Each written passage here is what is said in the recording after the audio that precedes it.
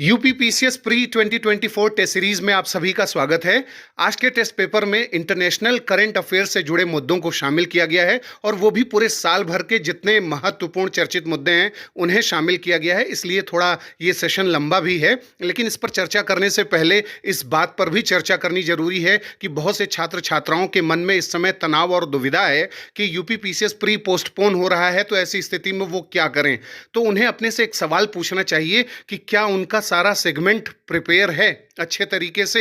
अगर नहीं है तो एक डेढ़ महीने का ही जो समय मिल रहा है, बहुत ज़्यादा नहीं है, एक डेढ़ महीने में वो अपने और चीज़ों को बेहतर कर सकते हैं। कुछ ऐसे सेगमेंट्स हैं जिन पर स्ट्रैटेजिक एज ले सकते हैं और लोगों की तुलना में इस पर विशेष ध्यान दिया जाना चाहिए ताकि उनकी निरंतरता बनी रहे, और इस टेस्ट सीरीज का भी यही पर्पज है। तो शुरू करते हैं आज का पहला सवाल।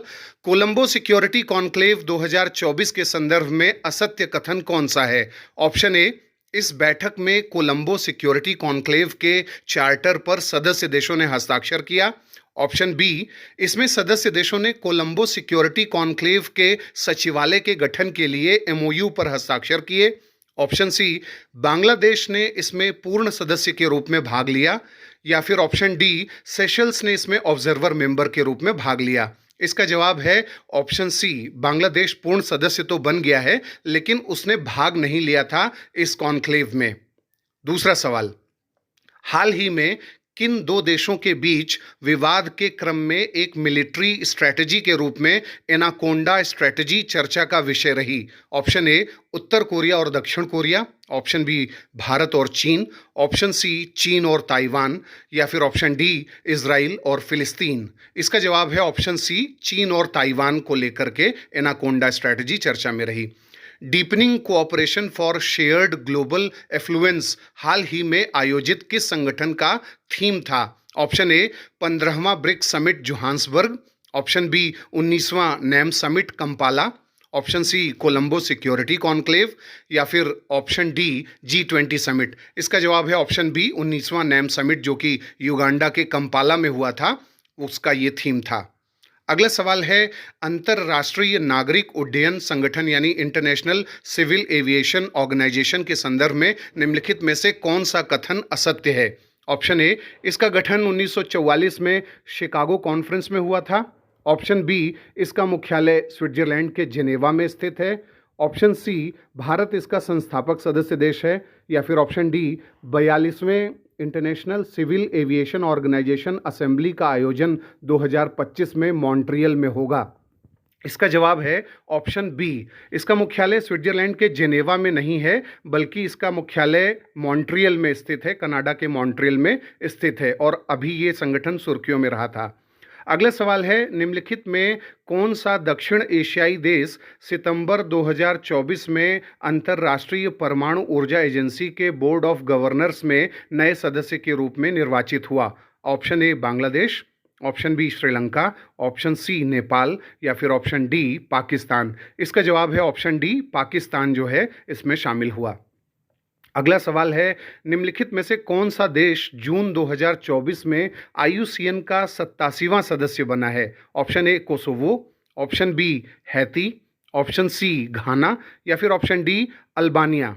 इसका जवाब है ऑप्शन डी, अल्बानिया जो है आईयूसीएन का 87वां स्टेट मेंबर बना है। अगला सवाल है, संघाई सहयोग संगठन यानी एससीओ का चार्टर कब और कहां अंगीकृत किया गया था? ऑप्शन ए, 1998 बीजिंग में। ऑप्शन बी, 2000 संघाई में। ऑप्शन सी, 2001 अस्ताना में। ऑप्शन डी, वर्ष 2002 सेंट पीटर्सबर्ग में। इसका जवाब है ऑप्शन डी, 2002 सेंट पीटर्सबर्ग में अंगीकृत किया गया था। अगला सवाल है, किस देश ने अपने यहाँ श्रम बल यानी लेबर शॉर्टेज की कमी के चलते कुशल विदेशी पेशेवरों यानी फॉरेन प्रोफेशनल्स हैं उनको आकर्षित करने के लिए ग्लोबल एलीट कार्ड लॉन्च किया है? Option A, America. Option B, चीन। Option C, Australia. या फिर ऑप्शन डी, ताइवान। इसका जवाब है ऑप्शन डी, ताइवान। अगला सवाल है, हाल ही में कुष्ठ रोग यानी लेप्रोसी मुक्त होने वाला दुनिया का पहला देश बना है? Option A, Bharat. Option B, Nepal. Option C, Iraq. या फिर ऑप्शन डी जॉर्डन? इसका जवाब है ऑप्शन डी जॉर्डन। हाल ही में डब्ल्यूएचओ ने इस बात की घोषणा की है कि जॉर्डन को ये उपलब्धि मिली। अगला सवाल है, हाल ही में किस देश ने भारत के साथ सेमीकंडक्टर पार्टनरशिप की घोषणा की है? Option A America, option B France, option C Britain या फिर ऑप्शन डी जर्मनी? इसका जवाब है ऑप्शन ए, अमेरिका के साथ भारत ने सेमीकंडक्टर पार्टनरशिप हाल ही में की है, उस पर हस्ताक्षर हुए। बराकाह न्यूक्लियर एनर्जी प्लांट अभी सुर्खियों में था, यह किस देश में स्थित है? Option A Iran, option B Kazakhstan, option C संयुक्त अरब अमीरात या फिर ऑप्शन डी ओमान? इसका जवाब है ऑप्शन सी संयुक्त अरब अमीरात। अगला सवाल है, अफ्रीकन यूनियन का मुख्यालय किस देश में स्थित है? ए दक्षिण अफ्रीका, बी मोरक्को, सी इथोपिया या फिर डी मोजाम्बिक? इसका जवाब है ऑप्शन सी, इथोपिया में जो अदिस अबाबा जगह है वहां पर अफ्रीकन यूनियन का हेडक्वार्टर है।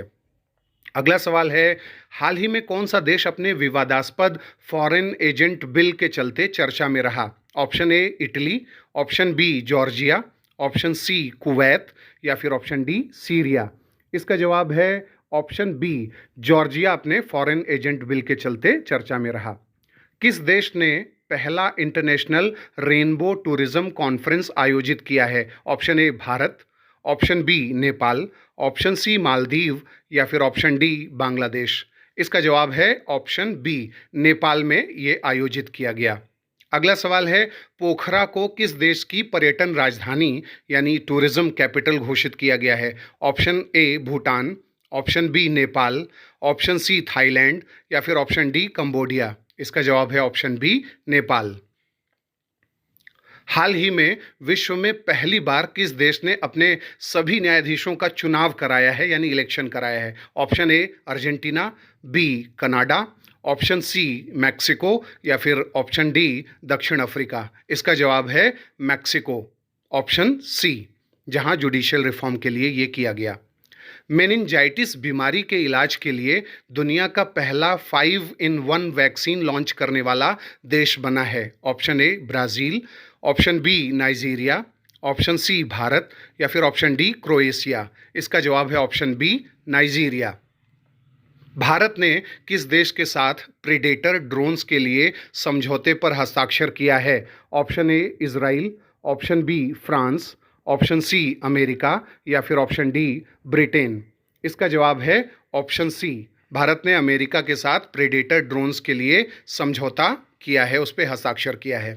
ग्लोबल बायोफ्यूल अलायंस का सचिवालय यानी सेक्रेटेरिएट किस देश में स्थापित करने के लिए होस्ट कंट्री एग्रीमेंट पर हस्ताक्षर हुआ है? Option A Brazil, option B Greece, option C Bharat या फिर ऑप्शन डी ऑस्ट्रेलिया? इसका जवाब है ऑप्शन सी, भारत में ग्लोबल बायोफ्यूल अलायंस का सेक्रेटेरिएट बनेगा। अगला सवाल है, हाल ही में कौन सा दक्षिण एशियाई देश अपने विवादास्पद ऑनलाइन अथवा इंटरनेट सेफ्टी बिल के चलते चर्चा में रहा? Option A Bangladesh, option B Pakistan, option C Bharat या फिर ऑप्शन डी श्रीलंका? इसका जवाब है ऑप्शन डी श्रीलंका, और यूके में भी कुछ समय पहले ऐसा ही एक बिल चर्चा में था। अगला सवाल है, यूरोपीय आयोग ने किस देश को उसके नेशनल सॉवरेनिटी लॉ के खिलाफ कानूनी कार्यवाही की है?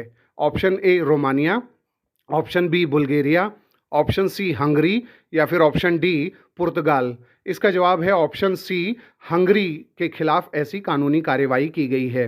अगला सवाल है, निम्नलिखित में से कौन सा देश खाड़ी सहयोग परिषद गल्फ कोऑपरेशन काउंसिल का सदस्य नहीं है? Option A Kuwait, option B Oman, option C Jordan या फिर ऑप्शन डी कतर? इसका जवाब है ऑप्शन सी जॉर्डन। अगला सवाल है, international conference on green hydrogen का आयोजन किस देश में हुआ है? Option A Peru, option B Philippines, option C Bharat या फिर ऑप्शन डी इटली? इसका जवाब है भारत, नई दिल्ली में यह आयोजित किया गया था इसी साल। अगला सवाल है, 32वां international conference of agricultural economists किस देश में आयोजित किया गया है? Option A Chile, option B Bharat, option C Indonesia या फिर ऑप्शन डी बेल्जियम? इसका जवाब है ऑप्शन बी भारत। भारत में ये आयोजित किया गया है, करीब 67 साल के बाद ये आयोजित किया जा रहा है। तो छात्रों, आपको यही कहना है, मैसेज यही है कि आप कंसिस्टेंसी के साथ, अपने पूरे रिदम के साथ इस मैच को खेलें, यानी यूपी-पीसीएस प्री के मैच को खेलें और विजयी बनें। आपके कितने सवाल सही हुए, आप हमें कमेंट बॉक्स में बताएँ।